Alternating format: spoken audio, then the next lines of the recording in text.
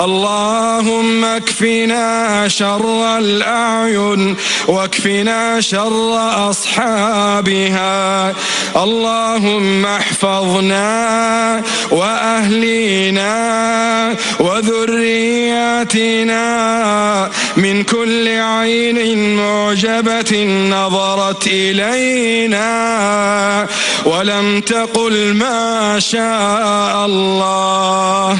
اللهم إنا نستدفع بك كل عين نظرت فبلدت عقلا وضيعت علما وسحقت ذكاء وأمرضت جسدا وعطلت عضوا وفرقت مالا وغيرت حالا وشوهت جمالا